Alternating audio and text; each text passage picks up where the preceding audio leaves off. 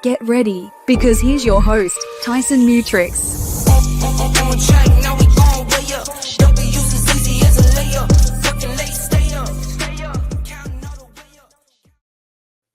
Welcome back to the Guild Live Show. I'm Tyson Mutrix, and I've got a pretty good one today. I'm pretty excited about it. I'm going to be talking about string a little bit. We're going to be talking about a facelift to a favorite AI tool of mine, and I think I'm pretty sure from talking to a lot of you, it's a favorite AI tool for a lot of you all. We're going to talk a little bit about Apple's big reveal. They had their big showcase, and they released a bunch of new stuff. I wouldn't say a bunch. They released some new things. Battle of Old Men. That doesn't really fully tell the story, but that's something we're going to talk about. And no job titles. Let's talk about that at the end. So let's start with our first story today, and got you by a string. This is an interesting one. I sent a text simply understand yesterday or last night when I saw this one. I'm like, what? So I was like, I got to add this to the show. It's another tool that seems pretty cool. This one, what got my attention was not the post that we're looking at right here. So if you're listening, we're looking at a post from a guy named Todd Sacerdote. I think he is an investor or an owner of Pipe Dream or String, whatever, string.com. But it was asking, is this going to be the N8N killer? Because N8N seems to be the one leading the way. It's my preferred AI agent workflow builder. But what's really cool, and the reason I wanted to play part of this video, is what it does. Okay, so I'll play the beginning, and then we'll skip ahead. Hi, it's Todd from string.com. For the past 6 months, we've been quietly developing what we believe is the future for building AI agents.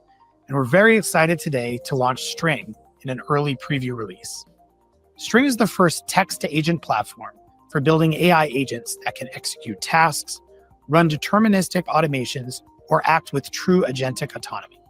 So what's interesting is it's no longer the drag and drop build that pretty much every other platform has been built on since Infusionsoft. This is, I type in what I want and it's built out. That is what sets this apart. Okay, that's what's really, really cool about this. All right, so let's kind of go into their brief demo of this to see what it does. Here's a little teaser. I typed in a prompt last night.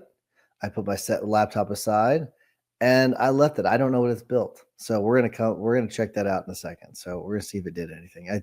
It may have needed a few more bits of information for me, but we'll see. But let's see what they have. For mentions of my brand, and notify me in Slack when my brand is mentioned. For this example, we will use OpenAI for our brand, and we can quickly approve the plan String proposes. String nails it, building a brand monitoring agent that works on the first try, and I am prompted to deploy. However, let's ask String to improve the agent, adding a summary of the article as part of the message. And then another change. Let's add sentiment analysis to gauge if the mention is positive or negative. We can now test the agent and observe the message in Slack. How about one more change? Let's also add monitoring of additional brand, this time Anthropic. In our final example, String will build an agent that can see. String starts by writing code to generate a URL for new product launches on Product Hunt yesterday, and then analyzes the page using I mean, I got to say, from like what I'm seeing so far, this is pretty impressive. This is, I mean, essentially it's vibe coding. That you may have heard that phrase, where people are building sites that we have built out sites that we are going to be announcing soon that use vibe coding, and that's what they're doing here. And this is very interesting. If you have any doubts about whether it's going to be effective and work, I will tell you, just vibe coding in general is very effective. It does work. There are drawbacks to it. for example, I'll give you a really big example. It was someone else had posted a website where what they did is they were asked to come in. They were a developer. They were asked to come in and fix the site, because what was happening is that all of their user data was public. If you knew how to, if you basically were a developer and knew how to access it, so you could, from reading the code on the site, you could actually see all of the passwords, email addresses of all their users and everything. So there are some drawbacks. I'm not saying that that's what's going to happen with every single vibe code. I'm just saying that is one of the things where you need to have a human lay eyes on it. And we're building out some stuff where we're having developers put final touches on it that just the coding, the vibe coding couldn't do. So what I'm seeing here is, this is looks pretty darn awesome. So let's look at what I built. Okay. So I'll tell you what this was. Is I wanted it to create a workflow. I didn't type it in properly, but I wanted it to say create a workflow that does a weekly file review of my personal injury cases in Zoho project. That's what I wanted it to do. So if you're just listening, I'll tell you what we're looking at here. So what it did is it says I'll create an agent that runs weekly to review your personal injury cases, case files in Zoho projects. The agent will run on a weekly schedule, yada, yada, connect to Zoho projects to fetch your personal injury cases, generate a comprehensive review report that includes case status, recent updates, deadlines, and any files that need attention. Format this information into a clear summary for your weekly review. So what it did is I do remember I had approved the plan. So it asked me to approve the plan. I said yes. And then, so it's waiting for my input here, which it did create. It's got the fetch projects here. It's got the weekly at 2 p.m. on, I don't know what day of the week it put. I can't tell from looking at this, but fetch projects, got that, boom. And so I'm guessing if I put in my credentials here, it's going to do this. I will do this, but not so you all can see my login. So I'm not going to do that, but very cool. This seems pretty darn awesome. I don't know about what you all think. Let me know. I would love to hear what you think, because this seems pretty freaking good. That's enough with string, though. We got to get to our next story. What's cool is it Notebook LM has had a facelift. That's what's pretty cool. Notebook LM is one of my favorites. One of my favorite things to do with this is I'll plug in, let's say I want to get ready for a mediation. I will put everything in for the case into Notebook LM, and it'll turn it into a podcast. And it's pretty cool because I can then listen to it. And it's just like a podcast. If you've never done it, you should really try it.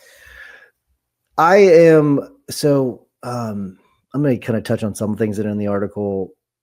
They're not super easy to find, so that's why I'm going to pull up something I did yesterday that I think you all will may get some use out of. But so it says, this is from howtogeek.com. Notebook LM, Google's AI-powered research and learning assistant, has added a bunch of new features. The platform can act like a tutor now with flashcards, quizzes, and a redesigned reports function, and a learning guide conversational style. One of the biggest new features is the flashcards and quizzes, which give you a way to memorize content and use self-assessment. That is something that is lacking with AI, is the memorization. People essentially they get amnesia when they're using AI, apparently, because that's what that MIT study essentially said. You also have the flexibility. Custom. There's something else down here. My favorite new feature that cements Notebook LM's role as a personal tutor is the learning guides conversational style. Yada, yada, boom.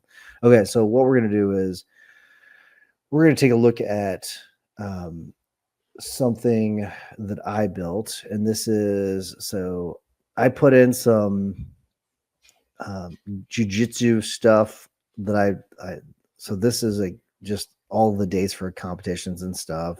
I'm gonna start competing soon. That's why I put that in there. I put in different belt requirements. These are things I just found on the internet that I downloaded a long time ago and then uploaded. And so I figured, okay, I'll just plug this in here and see what it'll do. So the flashcards and all that. All right. So one of the features that was in that article was about blog posts. So you can create a blog post from this, which to me that is a very, very awesome feature. Being able to create blog posts from certain things. This is the study guide that they were talking about. Positional primer, the concept explainer, comparative analysis, program prospectus, and create your own. And so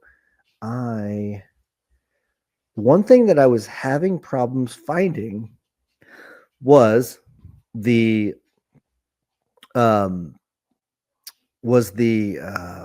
flashcards that they were talking about. And so I don't know if this is something. I clicked mind map twice. So I did click on there's a video function and then a audio function. Let's see what we got. So here's the audio. Welcome to the deep dive where we cut through the noise and get straight to the core. Today, we're plunging into the captivating world of Brazilian Jiu-Jitsu BJJ. Now, on the surface, it looks like this really intricate dance of grappling, incredibly complex, but it promises not just like super effective self-defense, but also a truly thrilling journey, self-discovery, competition, the whole package. So our mission for this deep dive, we want to pull back the curtain on BJJ, get into its fundamental principles, that unique path of belt progression, and the electrifying competitive side too. We've dug through a stack of articles, research, expert notes, basically curated it all. Yeah, so as you can tell, those of you that and Mark Lopez, I see your comment there in the chat. Yeah, I love Notebook LM too. It's fantastic. It's such a good one. But for those of you that are listening and watching the the podcast tone and everything, I can still tell that it's, I don't know. I feel like I can tell it's a human or not human. That's AI, but it does such a good job. Now, what's interesting, and I don't know why. Usually, there's a man and a woman, and they kind of kick it back and forth. Maybe there's going to be someone that introduces themselves later on. That's a woman, but that was just a man. Usually, they're both involved at the very beginning. I don't know why it's different here. I also did a video though, so let's see. I want to see this one. This is what I'm really interested about. Oh my gosh, check this out. BJJ, your roadmap to mastery. This seems freaking awesome. 6 minutes and 26 seconds. I'm not going to play the whole thing. All right, let's talk about Brazilian Jiu-Jitsu. It's this amazing, deep martial art. But man, when you're just starting out, it can feel like you're totally lost, right? Like trying to find your way without a map? Well, that's what we're here to do today. We're going to give you that map. So, this is the million-dollar question, isn't it? The second you step on the mat for the first time, it's just a tidal wave of way down. Mount, knee mount, side mount. Now, guard is interesting. It's like a neutral. All right, so I skipped ahead on that one. That's why if you're just listening, the audio seemed like it cut out. It didn't cut out. It's just I moved ahead. Essentially, what this video is it's a slideshow. Is basically what it is. They've created a PowerPoint with audio attached to it. That's basically what we're talking about here. I did do 2 of them, and let's see what that one did. And I know I'm not necessarily getting into all the new tools. All right, let's dive right in. We're talking about Brazilian Jiu-Jitsu today. And look, if you've ever even thought about starting, you've probably pictured that one iconic goal, right? Getting that black belt tied around your waist. But what is something else I can tell you right now? So this is the woman voice, the female voice that I was talking about before. There's the male voice and the female voice. They have sped her voice up a lot. Usually the tone is very slower, very much slower, conversational. And maybe it was just for this video. That is a distinct difference between her normal voice. That's interesting. it really take to get there? What does that incredibly long journey? All right, Look how simple and focused the requirements are for the youngest kids. From the mount position, all they need is one. So I thought was pretty cool. I will tell you, I mean, I don't know. I don't know where to find the index cards and all that they were talking about, flashcards. Let's see if create flashcards. I'm just using that. I'm typing that into the chat and see if that makes any sort of difference. But from the options, I don't see it unless it's supposed to be under reports somewhere. I'm not seeing it unless it's something that's supposed to be rolled out soon. But let's see if it does this, and then we'll move on to the next story. I know I did spend a little bit extra time. I mean, no, it's not doing it. It's giving me something that I could do in ChatGPT. So that's something that's interesting. I don't know why that's not been rolled out yet, but I expect that to come out. I mean, the video thing is definitely something that's newer. The reports are newer. So some of the things that they mentioned in that article are in here, but not everything. And so maybe that's something that'll be rolled out soon. Very interesting stuff. I don't know. I like it. I think it's one of the best out there for sure. All right, let's get into some of everything announced. What's really funny, I'm gonna show you two articles, and they both have basically the same title. That's what I think is funny about it. I don't know why. I just think it's funny. So this one's from Wired. Everything Apple announced today, and then you go over into Lifehacker. Everything Apple announced during its all dropping event. It's like they have the exact same article titles. It's just I just find that curious. But let's go over to the Wired one. I prefer this over Lifehacker. Everything Apple announced today, the iPhone 17 is here, along with a very thin iPhone Air. And that would seem like to be the big revelation was this iPhone Air. There are one of the articles I read talked about the iPhone Air as a really good advertisement for the iPhone 17 because the iPhone Air sucks. So iPhone Air sucks so much, according to them. But I don't know. There are 3 new Apple Watches to tell you how you're feeling and a pair of AirPods Pro 3 that can translate between languages. The AirPods Pro 3 I found to be really interesting, not because of the language part. I didn't know about the language part. What I did know about was the health metrics that they've added to it. I thought that was something that could be very, very useful. The watches, they already do a decent job of the metrics, but the how you're feeling, they kind of give you that a little bit of that already, but they must have some advanced tools that they've got. So you got the new iPhones. There are 4 iPhones as usual, but Apple has changed things up quite a bit this year. Gone is the Plus model, and in its place is the iPhone Air, a new ultra slim and lightweight iPhone that's just 5.6 millimeters thick. That's going back to like the iPhone 5 size. That's going back a ways. Which I thought was a really nice sized phone, and then it blew up, and now all the phones are gigantic. You only get one camera on this model though. That was on the Air. You only get one camera on this model, and Apple seems to be using high density silicone carbon batteries. The company is claiming the same 27 hours of video playback that the iPhone 16 Plus was capable of, even though this phone is much thinner and presumably has a slimmer battery. Okay, well that's cool. I bet that if you think about like where we started with cameras, the camera on it's not going to be a bad camera. I mean, it just can't. It's not going to be a bad camera. It's not going to be. It's definitely not going to have the issues that the 16 is having with these spots on it. If you've not heard about that, there's spots that can get onto the lens that you cannot remove because they're like inside of the camera. So that's another topic for another day. The iPhone 17 Pro models have a completely fresh look with a new camera plateau design. The highlights here are a vapor chamber cooling system that sounds cool. That helps regulate the heat generated by the beefier processor and a 48 megapixel telephoto camera that hits 4x optical zoom and 8x optical like zoom. Okay. I'm trying not to make this whole show about tech, but this one definitely, as I promise, We're gonna get into some stuff that's not tech in the next two stories. But I did. These are things that affect us. Like, these are part of our lives. The phones, everything. Especially if you're an Apple user, big part of it. 3 new watches compared to last year's somewhat lackluster 10th anniversary of the Apple Watch. This year sees a complete revamp, including a long overdue update of the company's entry-level Watch SE. This year, the Watch SE has the latest S10 chip, which means that it finally has a lot of the features available on more expensive watches. All right, so 3 new watches. Great, awesome, perfect. AirPods Pro 3. Apple has some fancy new nubs you can jam in your ear holes. The AirPods Pro 3 are the latest in Apple's premium earbud lineup, and they have a few new tricks that differentiate them from the previous models. The AirPods Pro 3 look smaller and more svelte. Ooh, using svelte. I haven't heard anybody use the word svelte in a while.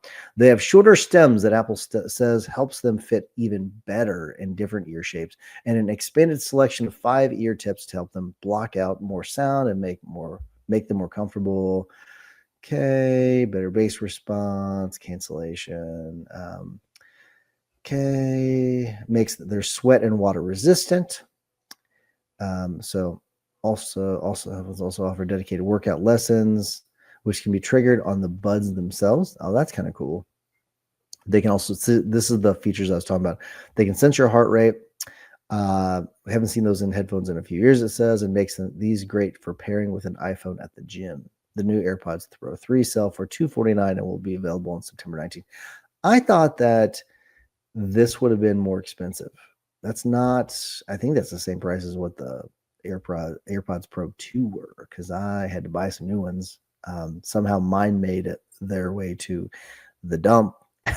So I only knew that because I couldn't find them, and I turned on Find My iPhone, Find My whatever I think that's what they call it now, Find My. But another story. The new model gets 8 hours of battery life with noise cancellation and 10 hours with hearing aid features running. That's very cool. Live language translation also, and then Apple Intelligence, Apple's AI software. What I heard was that essentially they didn't talk about much AI stuff at the conference. Apple's AI software efforts, in part leveraged by a dependence on OpenAI's LLM, have endured numerous struggles. Yeah, that's kind of consistent with what I heard before. They also have some accessories, but that is all for that story. Let's move on to the Battle of Old Men. So this is one where what I want to talk about here, those of you've probably heard about Cracker Barrel. I think that's their whole issue with what they've done is they have decided to not change their stores. Okay, they decided to not change their logo, because the new logo was hideous. I mean, it really was hideous. I even had a little bit of fun with it on my Facebook post. But I'm gonna show you a quote in a second. This is why I was gonna have this Ford versus Cracker Barrel as well as but I didn't have enough space, so I had to go with the Battle of Old Men. That's why the old man in the rocking chair versus old man Henry Ford. I promise I'm gonna connect these in a second. So much to the chagrin of customers, Cracker Barrel had changed the logo, and they were going to change all their stores. They'd already started revamping all their stores. They spent a ton of money. I think they spent $6 million or $3 million on the logo redesign, which is, I don't even know how it's possible. Maybe there's got to be more to it. That's just what has been reported. And it seemed as though they really had not listened to what their customers had said. That was what's really interesting.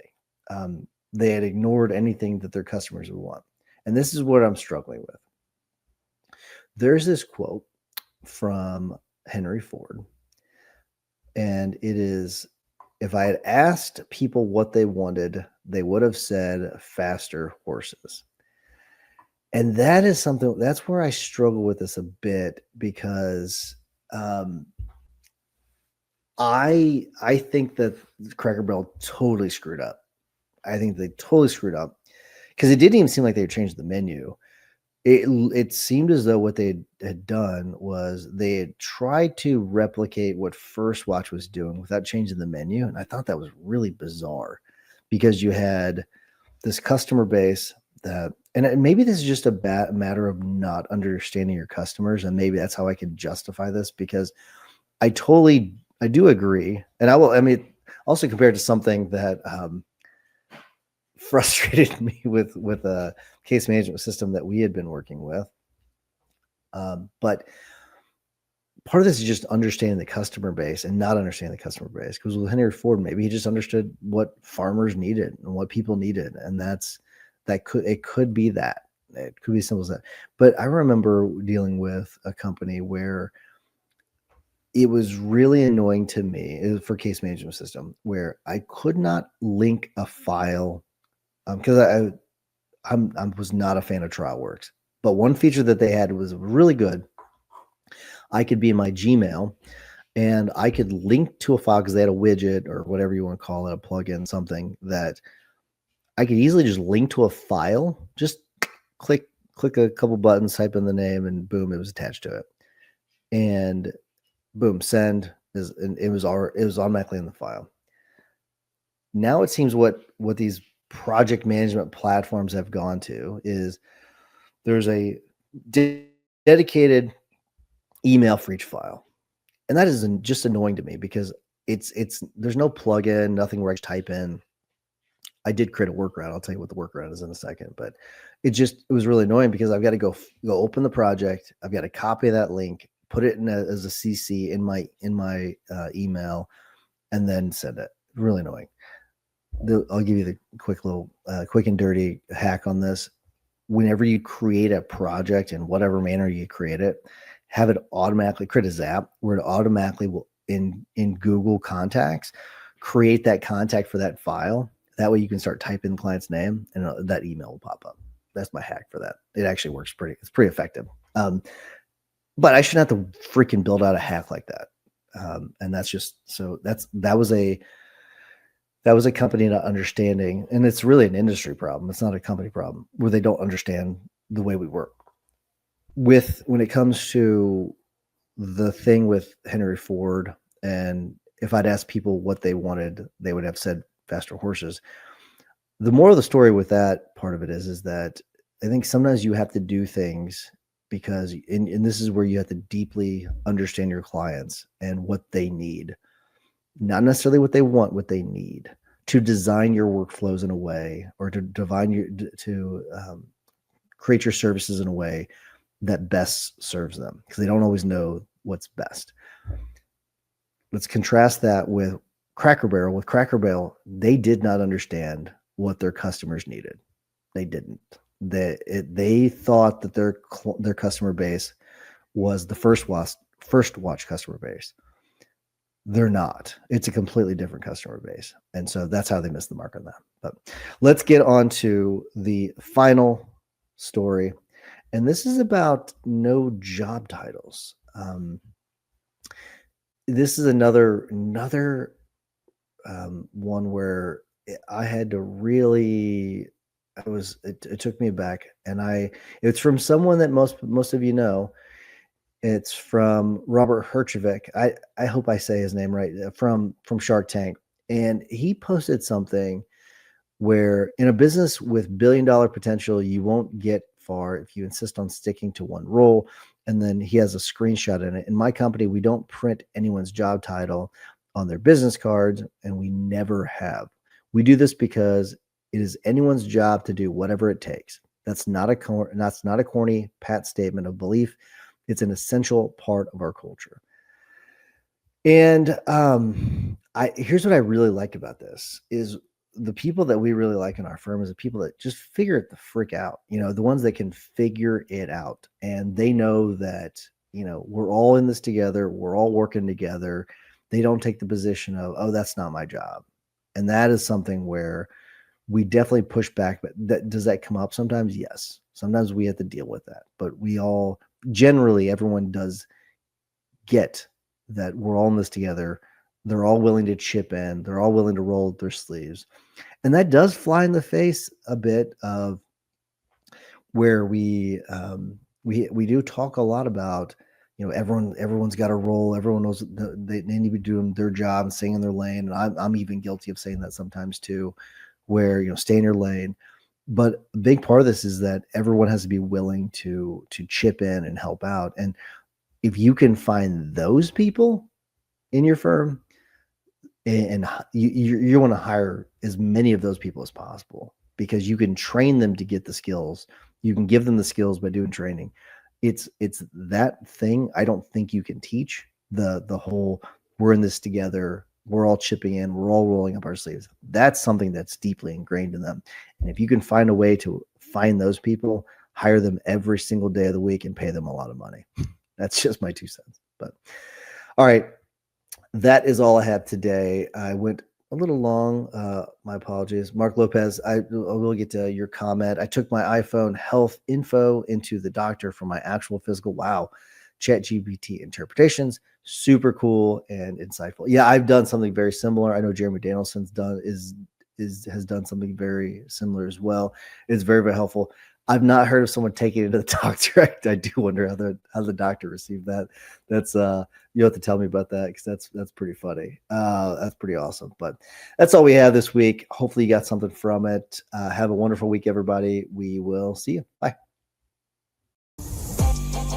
Our next mastermind in New York City is sold out. But don't worry, there's still time to get your tickets to the Mastermind and Max LawCon in Nashville in October. Max LawCon is 2 days of immersive learning, powerful insights, and meaningful connections, all designed to provide actionable strategies you'll take back to your firm and implement right away. No fluff, just real talk and tangible takeaways you can implement immediately. Go to maxlawevents.com for more details. I deal with life different, make that limit squeeze. Went off for my style and identity.